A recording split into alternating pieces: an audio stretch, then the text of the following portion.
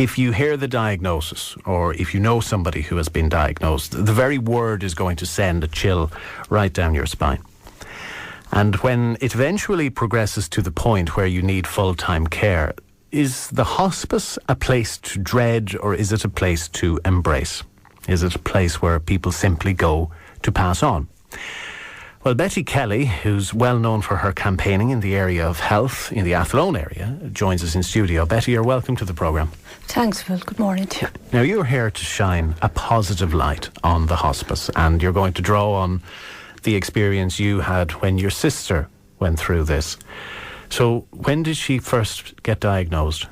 Mary, my sister, was first diagnosed with breast cancer in the end of May 2008. And she was very optimistic, as were we, her family. We're a large family. There was 3 girls, my sister Frances, and my 6 brothers. And her husband Michael, and she's 2 young children. So she got the diagnosis and she was optimistic. But having said that, the diagnosis at the time was she was at stage 4. So it was an advanced cancer. It was an advanced, aggressive hormonal breast cancer. Now, just to make a point here, Will, breast cancer, if caught early, there's a very good prognosis. So, we don't want to scare anybody that's going through the treatment or whatever at the minute. So it's just, unfortunately, Mary's was too advanced when she was diagnosed. But at the same time, she was still very optimistic about surviving it. And did they begin with the hormonal treatment, or did they send her for chemo or radio immediately? Again, unfortunately, Mary's was too advanced for surgery. So she was started chemotherapy and Herceptin, which is a wonder drug, a very good drug in the treatment of this type of breast cancer Mary had. And she did well for a few months. She was doing okay, but then sadly the cancer had spread, and the prognosis got more scary, I suppose. More grim. And where did it spread to? It spread to other organs, and eventually spread to her brain. Right. So when that happened, it obviously shortened. Well, again, Mary was a very strong woman, a very strong-willed woman. She fought very, very hard, and she had radiation. She had, she went through all the radiation and the chemo. And she tried a lot of alternative treatments as well. Okay. And did any of those measures slow down the progression of the cancer? It did, yeah. But I think she was such a strong person herself that she would never give in to it. She was fighting it very, very strongly. Mary wanted to survive for her 2 young children and her husband. And as I say, her immediate sisters and brothers, we were a large family, so she had everything to live for, everything to fight for. Absolutely, a great reason to keep going. Yes. When, though, did she turn to the hospice? She was I suppose she had a home palliative care, the Roscommon home palliative care team, probably started about last July 2010. Up to then, Mary was going camping. She was very much an outdoor person. She'd go camping. She was in the Coosan choir in Athlone. She went to her art. She loved art. She went to her drum art group, and she lived her life to the full, even though she was very ill. But then, sadly, around July, August, her illness got more progressive. So the Roscommon home palliative care team started to come in and look after her in the home. But then there came a stage coming near the end of August where Mary decided herself. She was very tired. She had 2 young children. She thought maybe she'd go to the hospice and have a rest, and just for a bit of respite. Yeah. And the day she said it to me, I was very upset because it was like letting go as well, You saw it as the beginning of the end. I saw it as sort of letting her go. She was always in charge of herself, very much in charge of her illness and her own life. And but when she said, the day she said that she wanted to go to the hospice, I think our family in general and her husband, we felt a failure, that we couldn't look after her anymore. And we felt very sad, and our hearts were broken, you know. But and what were her care needs at that time?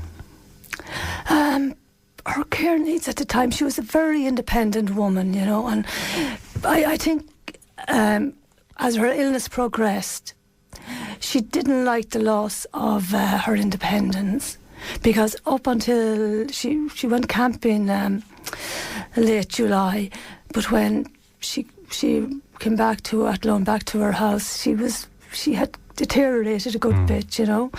Her balance and her mobility was starting to go. And do you think that was maybe the hardest thing for her to deal with, aside from the physical ailments, but the emotional draining of not having that independence? Well, Mary's children were quite young and are quite young, and all she wanted to do was interact with them, look after them, and just do what we all want to do with our children, you know, just be with them. And her biggest fear when she was diagnosed with her illness was that she wouldn't live to see her children go into their teenage years and go to college. All she wanted was to see her children grow up, like we all, you know, it's a natural thing for a whole lot of us. But as she got, her mobility started to go, and she just said you know, I'm going into the, she said I'm going into the hospice. So as well as feeling this sense that maybe you had failed, did you maybe I think our whole, as I say, you know, I have another sister and I have 6 brothers, and I think we felt as a family, we felt very sad that we couldn't help her anymore. Did you get the sense that she was giving up? No, she never gave up. But I think she just felt herself that, I think her thinking on it was, well, look, I think she thought everyone needed a bit of respite, a bit of time, you know, but it didn't feel like that to us as a family or to her husband. So what did the hospice do for her? Now, she initially went into, because we live in Athlone, but we live in the Roscommon side of Athlone, and she was under the palliative care team of Roscommon, and Igo and her colleagues. She went to Galway Hospice, and they were I had no idea what hospice, I thought it was a very gloomy place. This is before I saw for myself. I thought it was a place where there was no life or no laughter. Everyone was waiting for another stage, you know, in their life. But that's not the way it was. Mary went to the Galway Hospice, and they were very, very kind and good to her down there. But there was a problem in that she had 2 young children. They were going to school. Her husband was working. As I say, we're a large family ourselves, and it was difficult for the children to see their mother every day. Right. You know, to sheer go geography. from Athlone.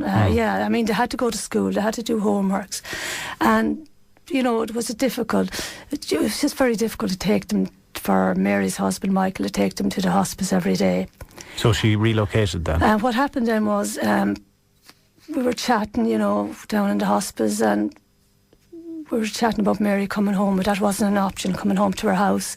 So, we thought about the Athlone Hospice. We knew it had only been open a few months, so we were very frantic and upset at that stage. We just wanted Mary as near home as possible, you know, where her family and her extended family and her friends could visit her and be around her. But so, to be honest with you, I rang everybody I knew, and people will know who they are when I say I rang everybody, because they'll know who they are. But I went down the next morning after chatting to Mary in Galway Hospice. I just was in a bit of a panic, and my husband Fintan, I just said to him, you know, we go into Athlone Hospice, and I didn't know what I was going to ask, what I was going to see. So I just went into Athlone Hospice, and I was very, very lucky. The first door I knocked on was Margaret Wilkie, and it was like meeting an angel. She thought I was down looking for a job. You know, I was all over the place. I was very stressed. I was upset, and very incoherent, I'll have to say. And I met Margaret, and she actually says to me, "Are you looking for a job?" And I said, "No." So I went on to explain about Mary, my sister, being in the Galway Hospice, and about her children, you know, finding it very difficult to go up and down to see her and her family. And she just said to me, "You know, you leave it to me, and I'll bring Galway Hospice today, and I'll talk to the doctors, and we'll see about transferring Mary here. Right. So she took all of that pressure and worry and just lifted it. It was just amazing. It's something I'll never forget. And it was like meeting an angel, meeting Margaret. That's a fine compliment. But they are very special people. But the day I met Margaret, it was like I didn't know where to turn. I didn't know what to do. All we wanted to do was have Mary, that her children could go in and out and see her. And so Mary was transferred the next day to Athlone Hospice. And it was like another world to Mary herself, for the quality of life she got there. I couldn't believe it, or she couldn't believe it, or her family. There was a lot of laughter, there was love. It wasn't a gloomy place, or it's not a gloomy place. It is a place where of brightness. And straight away when you go in the door, you feel this, you're engulfed in this gentle, kind love that it's like someone putting their arms around you. They're all like angels in there, from the nursing staff to the catering staff to the attendants, everyone that works in Athlone Hospice. And Mary's time there made such an impression on you that you now want to return the favour. Well, Mary's time there was they made time, very special time for Mary and her husband. I'll give you an example. Michael, Mary's husband, they were used to socialising and camping, doing a lot of stuff as young people do, young families. And from time to time, what the hospice did, they used to just section off a room, a kitchen, the way they could have dinner, put on nice music and a glass of wine to bring her down, and just made everything as normal as possible. Gave her and her husband, Michael, some very good quality time together. The children could come in and out, and they actually loved the children, and it just made them feel very welcome.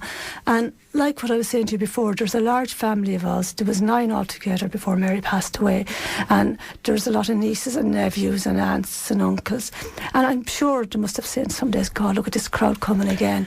There was always a large amount of us. You're going through a horrible experience. Yeah. Everybody's going through it, and a hospital environment can be very clinical, and medical environment generally is quite cold. So anybody who can bring a bit of warmth and comfort to that has to be saluted.